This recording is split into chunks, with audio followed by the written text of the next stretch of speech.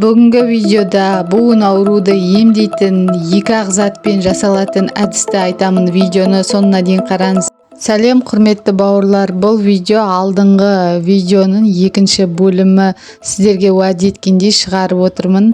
Видеоға лайк басып, каналыма тіркеліп және достарыңызбен бөлісіп жүріңіздер. Комментарияға жазып кетіңіздер. Буындарыңыз ауырама, қандай әдісті қолданасыздар, сол туралы комментарияда күтемін. Ол үшін бізге керек алма уксус, алма сіркесі суы және зәйтүн майы керек.